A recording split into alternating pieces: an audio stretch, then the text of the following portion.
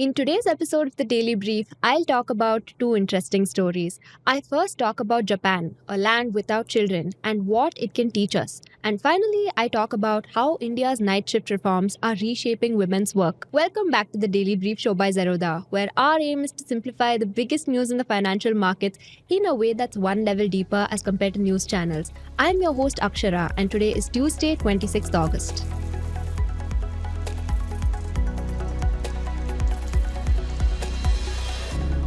Coming to the first story. So 2 days ago at the Jackson Hole Economic Policy Symposium, Bank of Japan Governor Kazuo Ueda delivered a demographic wake-up call. The symposium brings together people from across the world of finance, from central bankers to financial industry leaders to academics to government officials, to talk about long-term financial policy decisions that concern everybody. And what Ueda pointed to was just that. He was talking about one of the most profound transformations in modern economic history. Across the world, populations are growing smaller and older. According to conventional wisdom, those are terrible conditions in which to run an economy. Japan's case specifically is hardly surprising. It's been in this bind for over half a century. So Japan was a canary in a coal mine, but slowly its story is becoming everyone's story. According to the IMF, over half of the world's economies, representing 2/3 of the world's population, now have fertility rates below what's called the replacement level, that is 2.1 children per woman. Roughly speaking, at this point, the number of children being born into a country balances out the number of people dying within it. Any lower and the country's population quickly becomes smaller and older. We're now seeing this play out in most of the world. And so Japan's experience has become relevant to everyone else.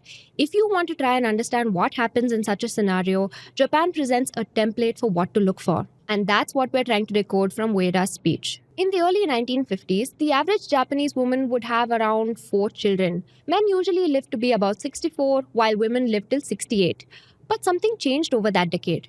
By 1960, the country's fertility rate had halved, and then it fell even further.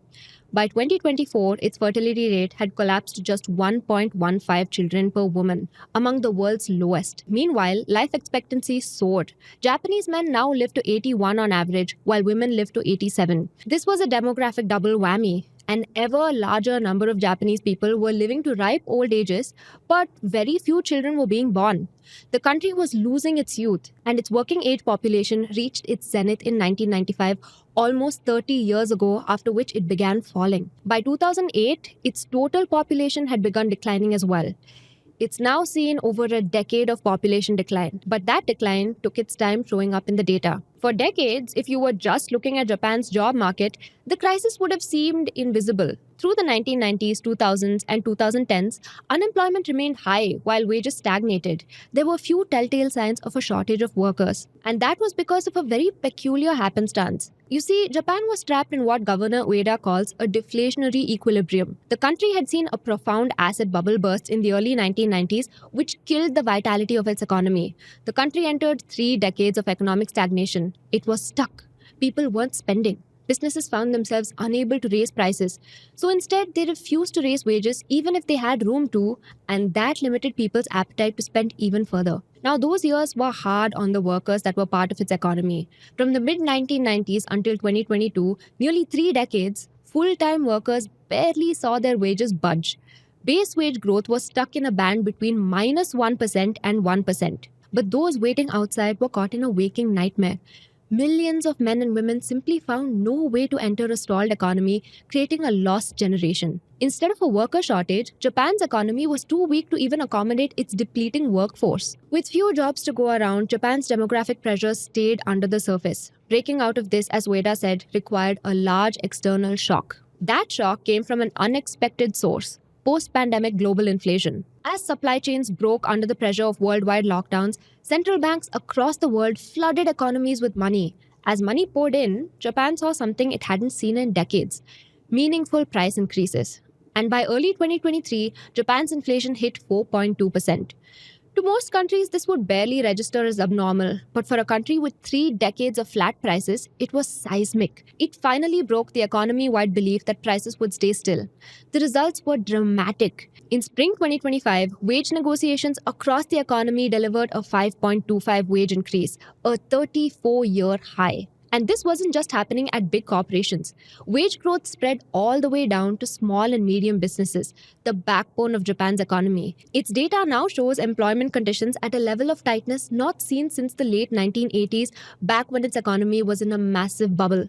So, Japan's generation long employment ice age may finally be coming to an end, and its demographic change is finally becoming evident. Now, Japan's workforce didn't remain unchanged through its years of economic stagnation. Those demographic changes were making themselves felt under the surface, and they changed the character of Japan's workforce. And recently, those changes have accelerated. Now, through those stagnant decades, Japan had been paving the way for new cohorts to enter its labor pool. Groups that were previously underrepresented in the workforce were finding it more feasible to work. And women led this transformation. In the early 2000s, only about 60% of women aged 15 to 64 participated in the labor force. That number has risen considerably since, a result of policy changes combined with social evolution, as per Governor Ueda. Japan greatly expanded social insurance for its part time workers over the decades and massively increased its childcare capacity. Meanwhile, Japanese society was growing more comfortable with working women. By June 2025, 78% of working age women were part of its workforce, numbers otherwise only seen in Northern Europe. Seniors followed a similar pattern. Japan changed its laws to nudge older people to work, requiring firms to ensure employment until age 65 and making an effort to provide opportunities until age 70. Today, over a quarter of Japanese people aged 65 and older work, the second highest rate among OECD countries. As more women and seniors took to work, they compensated for the overall decline in Japan's working age population. Even though Japan was facing a severe demographic decline, more Japanese people are employed than ever. But this trend comes with an expiry date. The scope for further increases is limited. Japan's female labor matches the highest rates in the world, as does its senior participation. Anyone that can work, in short, does work. Now, there are only two levers that Japan has left to expand its supply of workers. One, nearly half of Japan's working women are part time workers, and with the right policies, many more could become full time employees. Two, Japan can draw in more foreign labor. While foreign workers account for only 3% of Japan's workforce, in fact, they contributed over half of its labor force growth between 2023 to 2024. But there are limits to how much either can add to Japan's labor pool. Ultimately, though, an economy isn't just defined by how many workers it has. Now, Japan's labor market is also seeing a cultural revolution. Until recently, the Japanese economy was organized around the salary man. You would dedicate your life to a single job, you'd join right after university and stay there until you retired. Job switching was rare. But that's changing rapidly. Governor Ueda's data shows regular employees switching jobs has been increasing, especially among younger generations. And this has had an interesting effect. When companies locked workers down for life, they faced little pressure to raise wages to keep their staff. But as people became more willing to change jobs, companies suddenly find themselves competing for workers. This has driven wages up, of course, but it's also had more unexpected effects. So many small and medium enterprises lack the ability to match these rising wages. They're instead closing down or merging into bigger firms. Their workers are being released into the broader market. Now, under normal circumstances, this would be traumatic. But in the special case of Japan, according to Ada, this might be a good thing. See, an economy doesn't simply grow by increasing the number of people in it. It can also grow by making its existing workers more productive.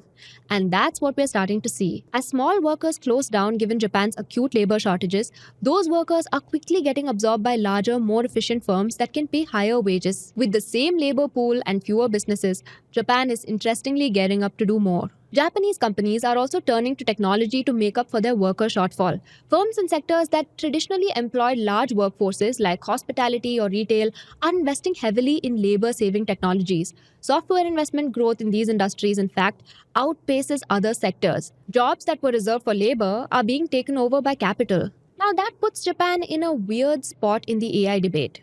Where so much of the world is worried about AI displacing young workers, Japan has a more nuanced view. As Governor Ueda said, whether AI will provide just enough substitution to offset demographic decline remains to be seen. The words just enough there is telling. Japan's hoping for AI adoption to fall into a Goldilocks zone.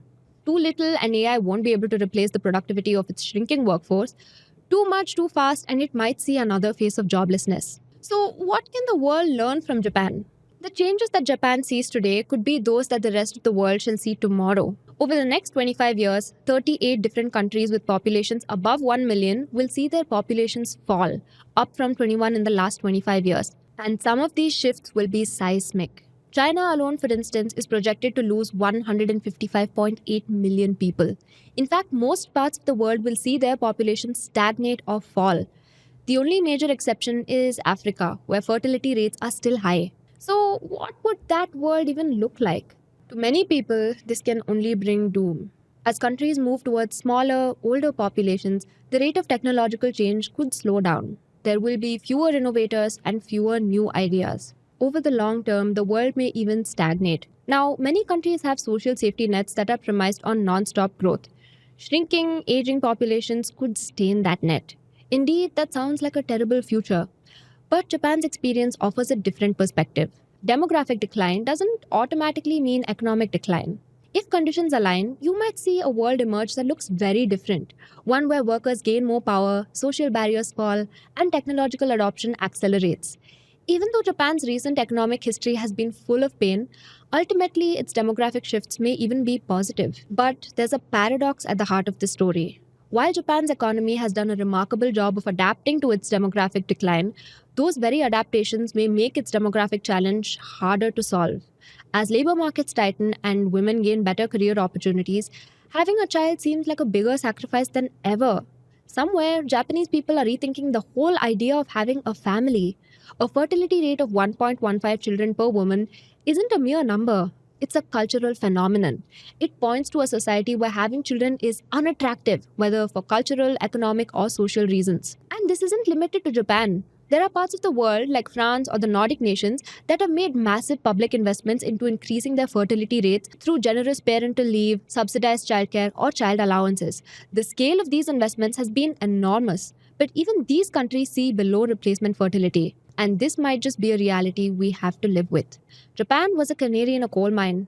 It was the first country whose population went into free fall, and through this phase, it was hit by a multi decadal economic nightmare. But if anything, Governor Ueda's speech signaled hope. Japan's example has shown that economies can adapt to shrinking populations. It presents a template for how advanced societies could navigate one of history's most profound demographic shocks. The implications of this extend far beyond Japan, though. Over the coming decades, countries across the world will face similar transitions. So, will those other societies implement the structural changes that Japan is pioneering? And perhaps more importantly, can they do this while maintaining social cohesion and economic dynamism? Japan's story suggests the answer might be yes. In the coming years, we'll learn if its example is an aberration or if it's the norm. Coming to the second story. Now, from Japan, let's turn to India, where the picture looks very different. As we've covered previously, the share of working women in India, particularly in manufacturing, has been stagnating. To us, this isn't just crucial for the sake of diversity. Higher female labor force participation is a key driver of economic development in most emerging economies. But in India, women face a series of barriers that keep them out of the workplace, from family attitudes to workplace discrimination. But there's also a legal side to this. Many Indian laws actively prohibit women from some types of work, for instance, from working night shifts. Delhi, for instance, bans women from working after 9 pm during summers and 8 pm during winters. From the Delhi Shops and Establishments Act 1954. Now, the intention behind these laws, perhaps, was to ensure women's safety. But increasingly, this is seen as a systemic barrier to their employment. Between 2016 to 2023, 8 Indian states, including major economic hubs like Gujarat and Karnataka, decided to change this. They amended their laws to remove this ban. Economists Nisha Varnekar and Karan Singhal looked at the varied impacts of the repeal of this ban, specifically on women in the services sector, in a new paper. Their paper reveals how laws interact with India's economic structure in complex ways. So let's dive in. Many researchers look at our poor rates of female employment in India through supply-side factors. That is, they look for reasons that stop women from supplying their labor to firms, things like family responsibilities or safety fears. A ban on women working the night shift, in contrast, is a demand-side barrier. It makes women less attractive candidates for businesses. To an employer choosing between a man and a woman, the law made the latter an inferior choice. You simply have less legal flexibility on where you can deploy female workers, regardless of their qualifications or willingness to work. Now, these laws systemically excluded women from many formal, well-paying jobs, especially those in the services sector. Consider India's GCCs, for instance. They offer many well paying positions in call centers, software development, and technical support. But many of their clients live in other time zones and they need to run night shifts to serve those global clients. Or think of hospitals. They can't function without a skilled nursing staff that works 24/7. If you ran such a workplace, would you employ a woman? Now, these laws contain a labyrinth of exceptions and grey areas, creating breathing room to some workplaces. That said, they pose a hurdle to hiring women that simply doesn't exist for men. So, when these laws were done away with, it represented a test. How important was this demand side barrier really for female employment in India? The answer, it turns out, is complex. A major finding of the paper was that, to a large degree, many women reallocated their work time from day shifts to night shifts. Relative to men, women in the services sector were also taking up night shifts faster and more enthusiastically. Now, this doesn't mean that their working hours increased overall. In fact, the paper found that the women they studied actually worked 12.2% fewer weekly hours on average. For women who have caregiving responsibilities during the day, it seems night shifts are attractive. They offer better work life balance. Night work may also bring higher wages, allowing women to earn similar income while working fewer total hours. Along with this time reallocation was another important related finding. More women got formal jobs. If you've read our story on India's broken job market, you would know that India is filled with informal jobs that have no social security and insurance, no contracts, and no recourse to the law if something goes wrong. And women suffer the brunt of informality far more than men. But women in the states where laws were reformed, it turns out, were 8% more likely to have a formal employment contract. In other words, allowing night shifts translated to more decent, flexible working conditions for women while helping them reallocate their time better. Now, there's a sound logic to this. Earlier, firms would employ women for night shifts illegally without formal contracts. Women worked night shifts anyway, but on top of that, they had no labor protections either. Once night work became legal, employers had to offer new protections, like providing safe transportation and better security. Simultaneously, women gained bargaining power. They could now leverage their new legal right to work at night to demand better employment terms. Another paper by economists from Ashoka University, Banu Gupta, Kanika Mahajan, and others, found similar results about manufacturing as well. But these results are not uniform. There are places where they moved the needle less than expected. For example, the reform did not improve actual female employment rates, nor did it do much to boost weekly wages for women as a whole. The results, it seems, were spread unevenly. Different women were affected differently based on where they lived, where they worked, and how much they already earned. So, our biggest learning from the paper was this: the law doesn't work in a one size fits all manner. Instead, it plays off against other social factors in weird, often fascinating ways. For one, geography really matters. The benefits of these reforms went almost entirely to large cities. Smaller towns practically saw no difference. One reason, perhaps, is that infrastructure determines how effective such a reform can be. Here's one example. Under the law, if a company wants to hire a woman for the night shift, it has to provide her with transport facilities. Now, practically, that means the company has to contract with a cab service or arrange for a shared shuttle bus. In big cities, such services are easier to find. But in smaller towns where the infrastructure is poor, it becomes too expensive for firms to procure such services. Secondly, women in already existing large formal companies gained the most. So, big firms, by virtue of their size and finances, could absorb the compliance costs of hiring night shift women workers much easier. Given the scale at which they employed women, they had more efficient ways of complying with the law. So, to them, the benefits of employing women at night were higher than their costs of compliance. On the flip side, women working in small, informal firms couldn't move up the ladder.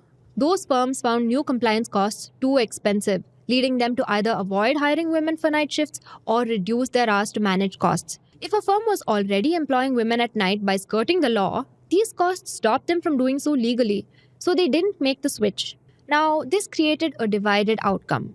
The reform vastly improved the more urban, already formalizing segment of the economy, but those women that previously worked small, informal jobs saw no real change to their lives. The change was also most likely to help younger women whose families already earned well and did not come from disadvantaged social groups. These were perhaps the very women that had the privilege and connections to land jobs with large companies in big cities. Now, these reforms helped them negotiate favorable terms to work at night when that possibility opened up.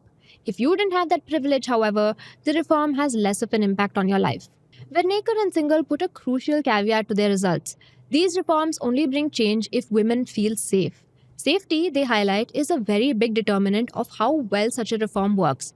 In areas with low levels of crimes against women, the reform worked ideally. Increased employment, higher wages, reduced working hours. But in unsafe environments, the reform didn't just not help women, it harmed them. In places where sexual harassment was already a problem, the reform backfired completely.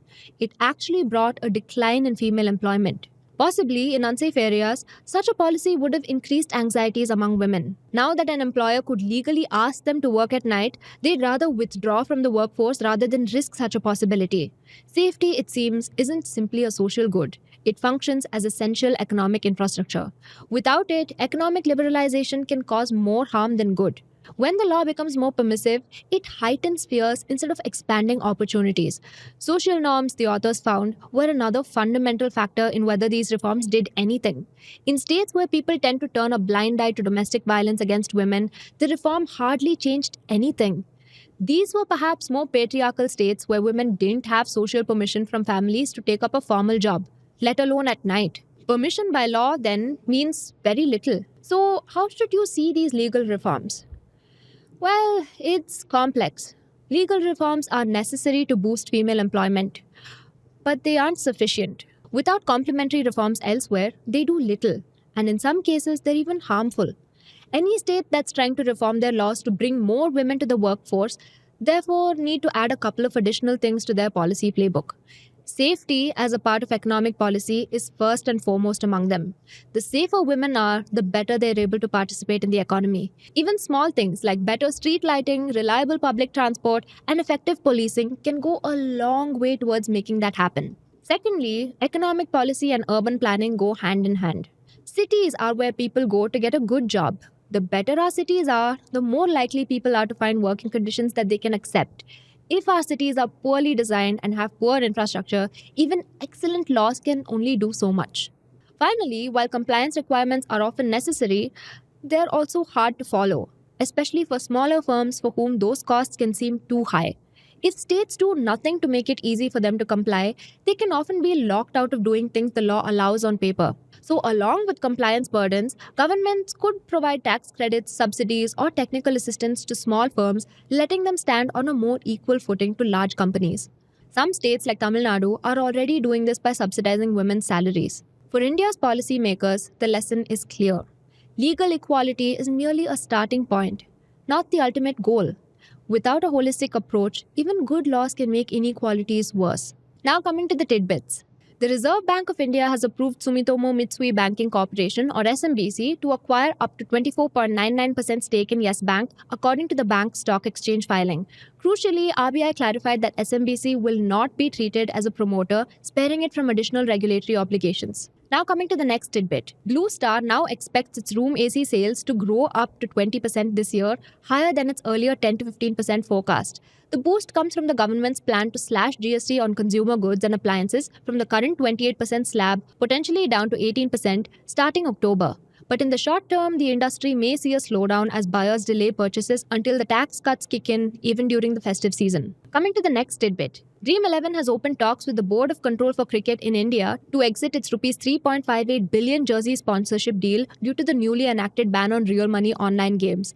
Under the new law, advertising, promotion, or sponsorship of such platforms is now prohibited, making the continued branding on the national team's jerseys legally untenable. Coming to the final tidbit. India's market regulator SEBI has approved LIC's request to be reclassified from promoter to a public shareholder in IDBI Bank, stripping it of board rights and limiting its voting power to 10%, with a mandate to cut its stake to 15% or less within 2 years. This marks a key step toward the planned privatization of IDBI Bank, with financial bids expected between October and December as the government and LIC prepare to divest a combined 60.7% stake. That's all the news I have for you today. Thank you so much for watching and see you in the next one. Disclaimer: this content is for informational purposes only. None of the stocks, brands, or products mentioned are recommendations or endorsements.